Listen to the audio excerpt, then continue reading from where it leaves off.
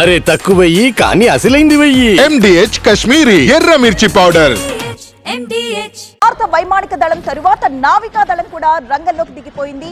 Arabia సముద్రంలో మోహరించిన భారత యుద్ధ నౌక ఐఎన్ఎస్ విక్రాంత్ పాకిస్తాన్ ముఖ్య నౌకా స్థావరమైన కరాచీపై దాడి చేసింది. కరాచీ పోర్ట్ ని పూర్తి స్థాయిలో ధ్వంసం చేసింది ఐఎన్ఎస్ విక్రాంత్. 1971 తరువాత కరాచీపై భారత్ దాడి చేయడం ఇదే తొలిసారి. 54 ఏళ్ల తరువాత కరాచీ నేవీ స్థావరాన్ని బూడిద చేసింది ఇండియన్ నేవీ. ఆయు పట్టు లాంటి కరాచీని టార్గెట్ చేయడంతో పాక్ కి ఇదొక పెద్ద షాక్ అని చెప్పాలి. కరాచీతో పాటు ఓర్మారా ఓడరేవులపై క్షిపణుల్ని ప్రయోగించింది భారత నావికా దళం. పాకిస్తాన్ నావికా దళానికి కరాచీ, ఒర్మారాలో స్థావరాలు ఉన్నాయి. వారి ఉన్నతాధికారుల ప్రధానమైన కార్యాలయాలు, అలాగే యుద్ధ నౌకలు, జలాంతర్గాములు మోహరించిన చోటు కూడా ఇదే.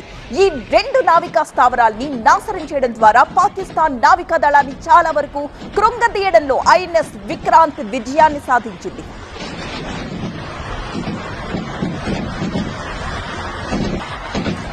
అసలే భారత దాడులతో ఉక్కిరి బిక్కిరవుతున్న పాకిస్తాన్ కు కొత్త తలనొప్పులు కూడా ఎదురవుతున్నాయి. పాక్ ప్రభుత్వంపై సొంత దేశంలోనే తీవ్ర నిరసనలు ఎదురవుతున్నాయి. పాక్ మాజీ ప్రధాని ఇమ్రాన్ ఖాన్ అనుచరులు లాహోర్ లో భారీ నిరసనలకు దిగారు. ఇమ్రాన్ ఖాన్ ను తక్షణమే జైలు నుండి విడుదల చేయాలని పీటీఐ పార్టీ కార్యకర్తలు, ఇమ్రాన్ అనుచరులు ర్యాలీ నిర్వహించారు. యుద్ధం ఆపేయాలంటూ నిరసనలు వ్యక్తం చేస్తూ భారీ ర్యాలీ నిర్వహించారు. ఒకవైపు భారత్, మరోవైపు బలూచిస్తాన్ ఆర్మీ వరుస దాడులు చేస్తూ పాక్ కు కంటి మీద కునుకు లేకుండా చేస్తూ ఉంటే, ఇప్పుడు దేశ ప్రజల నుండి కూడా తీవ్ర నిరసనలు ఎదురవడం మింగుడు పడకుండా ఉంది పాకిస్తాన్ కు. ఇటు భారత సైన్యం, అటు బలూచ్ ఆర్మీ అటాక్ తో పాకిస్తాన్ కకావికలమైపోయింది. భారత్ తో కయ్యానికి కాలు దువ్వుతూ పాక్ సైన్యం రంగంలోకి దిగ్గానే అనూహ్యంగా బలూచిస్తాన్ రూపంలో ఆ దేశానికి మరొక ఎదురు సవాల్ అయింది. క్వెటా, హజారా నగరాలపై బిఎల్ఏ కాల్పులు జరిపింది. క్వెటాలో పాకిస్తాన్ సైనిక స్థావరాలపై వరుసగా దాడులు జరిగాయి. బలూచిస్తాన్ లో 1/3 స్వాధీనం చేసుకున్నట్టు బలూచిస్తాన్ లిబరేషన్ ఆర్మీ ప్రకటించింది. పాకిస్తాన్ పోస్టులను వదిలి పాకిస్తాన్ సైన్యం పారిపోయిందని తెలిపింది బిఎల్ఏ.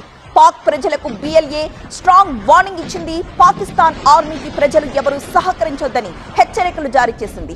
ఎవరైనా వారికి సహకరించారు అన్న సమాచారం అందితే మాత్రం పరిణామాలు తీవ్రతరంగా ఉంటాయని హెచ్చరించింది.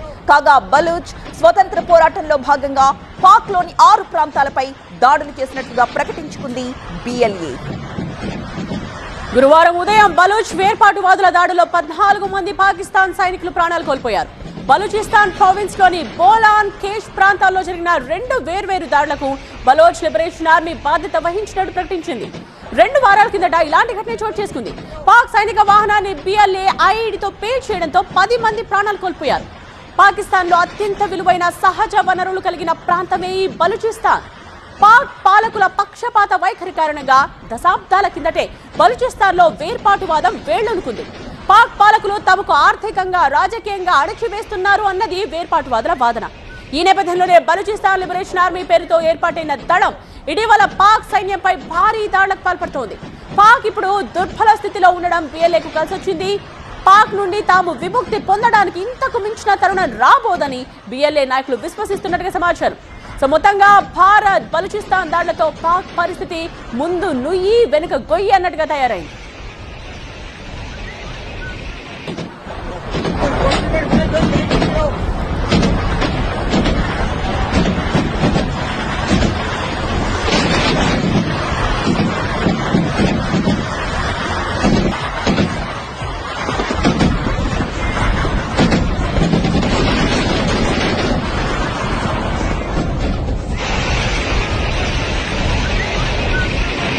దుస్సాహసానికి దిగిన పాక్ కు వెన్ను విరిగినంత పనైంది. గురువారం రాత్రి 9 గంటల తరువాత జమ్మూతో పాటు సరిహద్దు ప్రాంతాల్లో డ్రోన్లతో దాడులకు తెగబడింది పాక్. సరిహద్దు అవతల నుంచి క్షిపణుల ప్రయోగం చేసింది.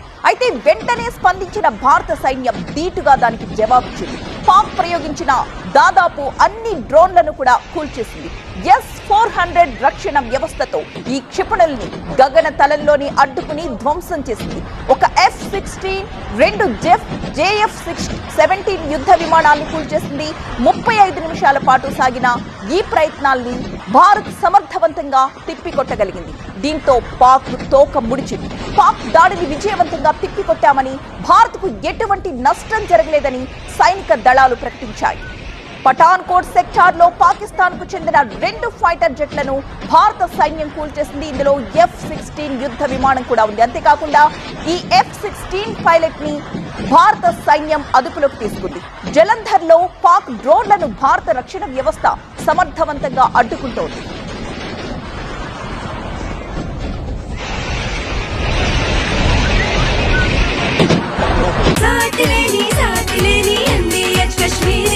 అరే తక్కువయ్యి కానీ అసలైంది వెయ్యి. MDH కాశ్మీరీ ఎర్ర మిర్చి పౌడర్.